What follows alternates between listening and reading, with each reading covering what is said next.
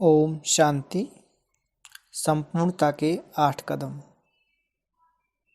पहला कदम अपने आप में निश्चय, बाप में निश्चय, ब्राह्मण परिवार में निश्चय, ड्रामा में निश्चय, स्वयं दर्शन, फुल स्टॉप, हाई जंप और लास्ट में है फरिश्ता स्वरूप। तो प्रजापिता ब्रह्मा कुमारी सूर्य विश्वविद्यालय, पांडा Bhawan, Abu Parvat, Rajasthan. Shantivan spark local chapter, Manmohini Rajyogi group. संपूर्णता के 8 कदम। ब्रह्मा बाप समान संपन्न और संपूर्ण बनने के लिए यहाँ पर हम अलग अलग 8 स्टेप बताए जा रहे हैं। इनमें से पहले 4 स्टेप निश्चयात्मक हैं। अपने आप में निश्चय, बाप पर निश्चय, ब्राह्मण परिवार पर निश्चय और ड्रामा पर निश्चय। जब हम इन 4 कदमों में नंबर बार पास हो जाते हैं तब हम 5वें कदम पर पहुंचते हैं। 5वां कदम है स्वयं दर्शन। फिर हम अपने ओरिजिनल आत्मा स्वरूप में टिकने का पुरुषार्थ करते हैं। उसके बाद ज्ञान के आधार से हम कोई भी परिस्थिति में फुल स्टॉप लगा सकते हैं। 6वां कदम है फुल स्टॉप। फिर उसके बाद हमारे अंदर एक विल पावर आ जाती है जिससे हम परिस्थिति आने पर हाई जंप लगा सकते हैं। और फिर 7वां कदम है हाई जंप। उसके बाद उन अनुभवों और अभ्यास के आधार से हमारी ऐसी स्थिति बन जाती है जो परिस्थिति आने पर ना तो हमारा निश्चय डगमग होता है और ना फुल स्टॉप लगाने की आवश्यकता होती है और ना ही हाई जंप लगाने की आवश्यकता होती है। अर्थात परिस्थिति नीचे रह जाती है और हम उड़ते रहते हैं। इसलिए 8वें कदम का नाम दिया है फरिश्ता। इस किताब को हमने चार्ट के रूप में प्रस्तुत करने का प्रयास किया है। ये चार्ट दिव्य दर्पण जैसा है। इस चार्ट रूपी दिव्य दर्पण में हम क्या क्या देख सकते हैं वह नीचे दर्शाया गया है। इसमें हम देख सकते हैं कि ज्ञान मार्ग में मैं कितने कदम आगे बढ़ा हूँ और अभी कहाँ पर रुका हुआ हूँ और वहाँ से आगे कैसे बढ़ें उसका मार्ग भी बताया गया है। इस समय मेरा पुरुषार्थ कैसा चल रहा है और वर्तमान पुरुषार्थ के अनुसार मेरी संपूर्णता अर्थात मेरा पद क्या होगा। जैसे बाबा कई बार मुरलियों में बताते हैं कि last so fast, fast so first जा सकते हैं, लेकिन कैसे जा सकते हैं उसकी विधि और निशानी इसमें बताई गई हैं। जैसे आदरणीय दादा विश्व रतन जी ने कई बार क्लास में बताया है कि 2 मास के बच्चे भी अष्ट रतन में आ सकते हैं। उसका राज क्या है, उसका रास्ता क्या है, उस रास्ते पर चलने की विधि क्या है, उसमें हम कैसे आगे बढ़ें उसकी निशानी क्या है, वह भी इस किताब में बताया गया है। जब बाबा साकार में थे तो कई बार बच्चों से कहते थे, अगर कोई बच्चा मुझे पूछे कि इस समय मेरा शरीर छूट जाए तो मुझे क्या पद मिलेगा, बाबा बता सकते हैं। ऐसे आज बाबा साकार में हमारे सामने नहीं है, मगर बाबा ने जो ज्ञान दिया है वह इतना स्पष्ट है कि वह हमारे लिए दिव्य दर्पण जैसा बन गया है। अपने यहाँ पर ज्ञान के आधार से इस चार्ट को शीश महल जैसा बनाने का प्रयास किया गया है। इसमें हमारी वर्तमान स्थिति के 8 स्टेप बताए गए हैं और हम अभी किस स्टेप पर पहुँचे हैं उस स्टेप के आधार से हमारा भविष्य पद क्या हो सकता है उसका भी अंदाज लगाया जा सकता है। इस चार्ट को पूरा समझने के बाद आपको मालूम पड़ जाएगा कि हमारा इस समय मेरा शरीर छूट जाए अथवा विनाश हो जाए तो मुझे क्या पद मिलेगा। तो चलिए देखिए दिव्य दर्पण में अपना चार्ट। पहला कदम अपने आप में निश्चय।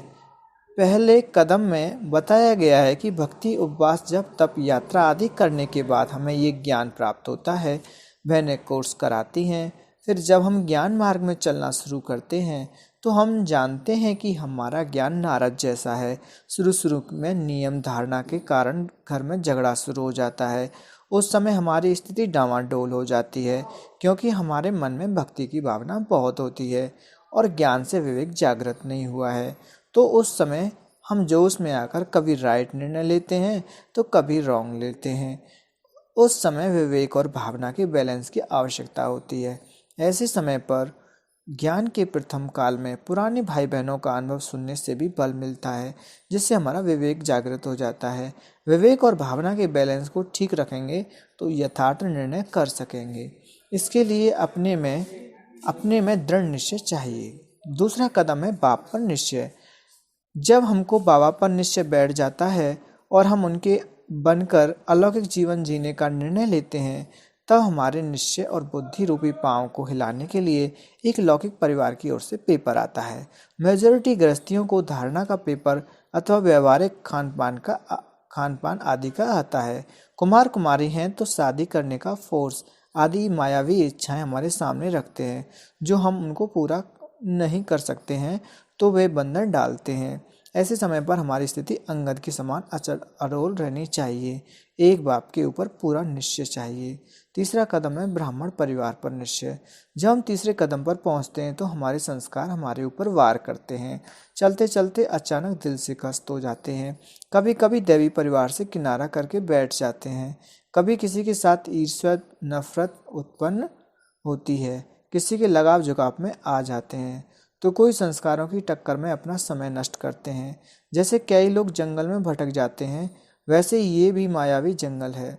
इसमें कई आत्माएं ज्ञान योग के बल से अथवा किसी अच्छे संग के आधार से बहुत जल्दी पार हो जाते हैं और कईयों को तो 2 साल 5 साल 10 साल भी इसी में चला जाता है और कई आत्माएं तो थककर वापस वापस माया की दुनिया में चली जाती हैं। अब इस जंगल से निकलने की युक्ति क्या है, यहाँ पर हम आपको कुछ टिप्स बताते हैं। एक तो दैवी परिवार के प्रति अपनी भावनाएं रखें। यही मेरा सच्चा परिवार है, जन्म जन्म का साथी परिवार है। हम कल्प के अंत में संगम युग पर आकर आपस में मिले हैं। यह हमारा ईश्वरीय परिवार, इनके साथ ही भविष्य नई दुनिया में हमारे संबंध होंगे। उनके साथ ही रहना होगा तो परिवार के साथ रहना सरल हो जाता है। साथ साथ बड़ों को सम्मान दें, निमित्त आत्मा के प्रति रिगार्ड और रेस्पेक्ट रखें और साथ साथ सेवा में समर्पण भाव रखें। ऐसे समय पर सेवा का समर्पण भाव हमारे लिए बहुत जरूरी है। इससे आत्मा हम इस संगम युग का सच्चा सुख अनुभव करती है। चौथा कदम है ड्रामा पर निश्चय। अभी यहाँ पर ड्रामा का पाठ पढ़ाने के लिए हमारे पास निम्नलिखित 4 प्रकार के पेपर आते हैं। पहला शारीरिक शरीर की व्याधि बीमारी आदि। मानसिक मन की बीमारी जैसे हताशा निराशा संशय आलस्य अलबेलापन आदि, ये सब मानसिक पेपर हैं। आर्थिक, इसमें 2 प्रकार के पेपर आ सकते हैं। एक तो किसी को आर्थिक समस्या ऐसी होती है कि उनकी गृहस्थी को चलाने के लिए रात दिन पैसा कमाने के लिए मेहनत करनी होती है, इसलिए नियम प्रमाण ज्ञान योग करना मुश्किल लगता है। दूसरा, किसी को कारोबार ही इतना बड़ा है कि उसके पास ज्ञान सुनने का समय ही नहीं है। सामाजिक पेपर, किसी के सामने ऐसी सामाजिक परिस्थितियां आ जाती हैं जिसके कारण अपने घर से या बाबा के घर से दूर जाना पड़ता है, या किसी सामाजिक मर्यादाएं ही बंधन बन जाती हैं, या कोई संबंधी बंधन का रूप ले लेते हैं। इसमें से पास होने के लिए ज्ञान का बल चाहिए। ड्रामा के ज्ञान को यथार्थीति समझकर ज्ञान के बल के आधार से हम अपने सोचने का तरीका बदलें और पेपर को आगे बढ़ने का स्टेप समझें। जैसे शरीर की बीमारी के समय यह समझें कि यह हमारा पिछला हिसाब किताब चुकता हो रहा है, या फिर इसमें कोई ना कोई हमारा कल्याण समाया हुआ है। ऐसे ज्ञान के आधार से अपने चिंतन को बदलें।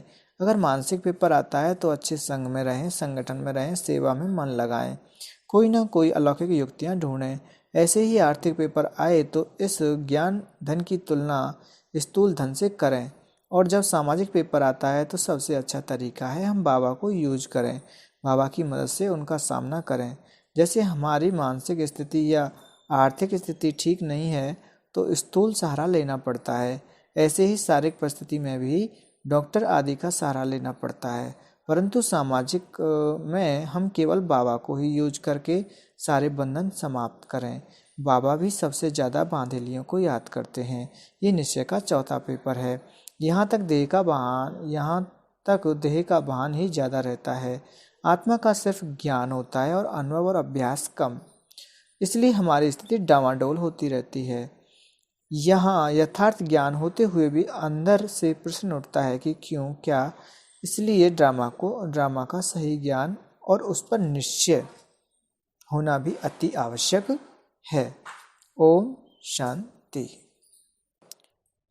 अब है 5वां कदम, स्वदर्शन चक्रधारी, ये हम अगले एपिसोड में देखेंगे।